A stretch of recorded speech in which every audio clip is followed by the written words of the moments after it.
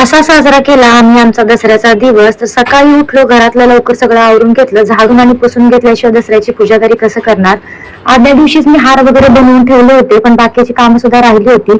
पटकन असं झाडून पुसून घेतलं, माझंही आवरून घेतलं. त्याच्यानंतर देवपूजा केली, छानशी छोटीशी रांगोळी काढली. नाश्त्यामध्ये आज पोहे बनवले होते, आम्ही तिघांनीही पोहे खाऊन घेतले आणि त्याच्यानंतर पूजेची तयारी चालू केली. विहानचा ड्रेस चेंज करायचा होता, पण त्याचा अजिबात मूड नव्हता, कारण की त्याला सारखं खाली जावं असं वाटत होतं. कारण की आम्हाला गार्डन मध्ये आणि खाली खेळायला खूप आवडतं. आम्ही खाली तर जाणारच होतो गाडीची पूजा करायला, पण विहानला अजिबातच राहीन असं झालं होतं. त्याने खूपच गोंधळ घातला होता. त्याच्यानंतर मी पूजेची तयारी करायला घेतली. देवासाठी म्हणजे वळायला वगैरे ताट वगैरे रेडी करून घेत होती, पण विहानची सारखीच लोडगोड मध्ये मध्ये चालू होती.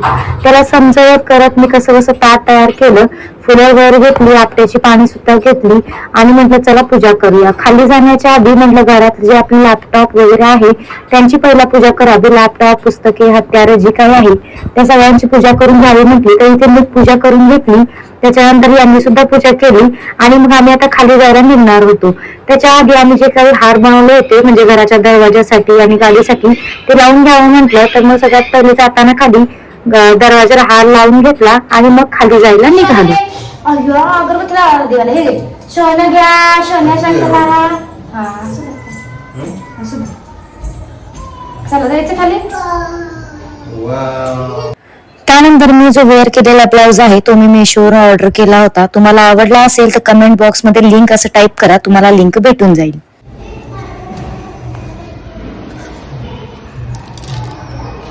कुणाची सायकल आहे वियर?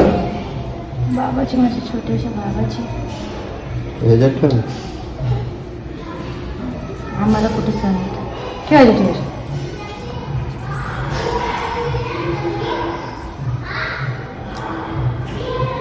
माझ्या बाबाला तिथं लावायचे.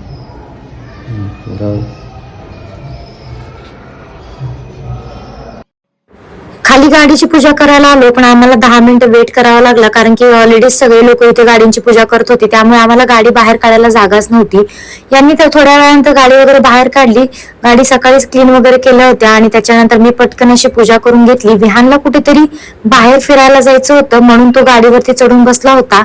असा होता आजचा आमचा दसऱ्याचा दिवस. आजचा ब्लॉग कसा वाटला कमेंट करून नक्की सांगा.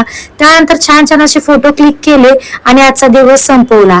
भेटूया नेक्स्ट ब्लॉग मध्ये. तोपर्यंत बाय बाय.